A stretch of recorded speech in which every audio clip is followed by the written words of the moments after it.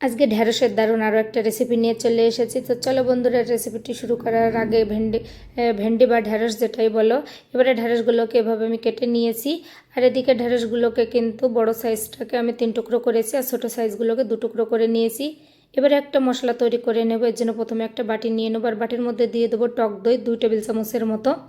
এবারে কিছুটা গুঁড়ো মশলা ব্যবহার করব। তো সব মশলাগুলো আমি 1 চামচের মতো করে দিয়েছি। জিরের গুঁড়ো, ধনের গুঁড়ো, আর এবারে দিয়ে দেবো নুন। তো নুনটাও কিন্তু 1 চামচের মতো দিয়েছি। হলুদ গুঁড়ো দিয়ে দেবো, লঙ্কার গুঁড়ো দিয়ে এবারে জল দেওয়ার আগে মশলাগুলোকে কিন্তু একসঙ্গে দইয়ের সঙ্গে খুব ভালো করে ফেটিয়ে নেব। এতে করে দইটা ফেটানো হয়ে যাবে আর মশলাটাও মেশানো হয়ে যাবে। তো এবারে অল্প জল দিয়ে আর একটুখানি মিশিয়ে নেব। এবারে চলো রান্নার জন্য শুরু করা যাক। কড়াইটাকে হাই ফ্লেমে গরম করে নিয়ে সরষের তেল দিয়েছি আর গ্যাসটা কিন্তু অবশ্যই হাই ফ্লেমে রাখতে হবে। আর ভেন্ডিটাকে মিনিট 2 মতো ভেজে নেব।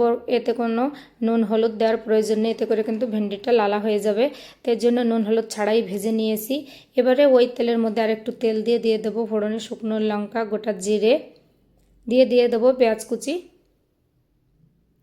এবারে দিয়ে দেবো অল্প করে একটু নুন ও হলুদ গুঁড়ো, এতে করে পেঁয়াজটা চটজলদি নরম হয়ে যাবে আর কালারটাও সুন্দর থাকবে।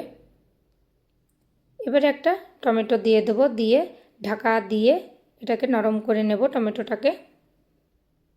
টমেটোটা নরম হয়ে এসেছে। এবার এর মধ্যে দিয়ে দেবো আদা ও রসুন বাটা 1 চামচের মতো, দিয়ে 30 সেকেন্ডের মতো একটুখানি ভেজে নেব। এবারে যে মশলাটা আগে থেকে আমি তৈরি করে রেখেছিলাম সেই মশলার মিশ্রণটা দিয়ে দেব। এবারে বাটিটা ধুয়ে আর একটুখানি জল দিয়ে দেব। আর এই মশলাটা কিন্তু যত ভালো কষানো হবে খেতে কিন্তু ততটাই বেশি স্বাদ হবে।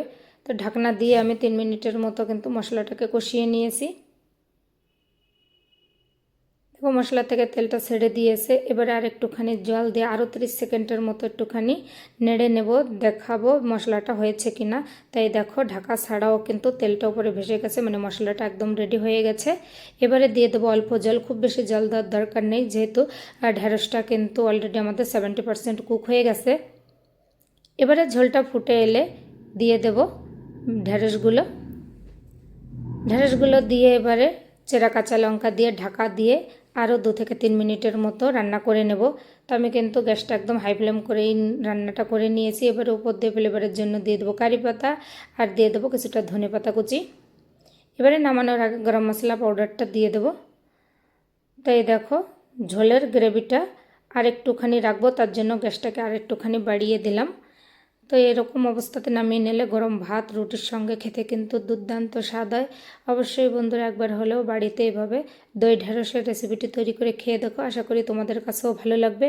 আর যারা খেয়েছো তারা তো অবশ্যই এর স্বাদটা জানো। তো আজকের ভিডিওটি এ পর্যন্ত। সবাই ভালো থেকো, সুস্থ থেকো। পরবর্তী ভিডিওতে আবার দেখা হবে সবার সঙ্গে।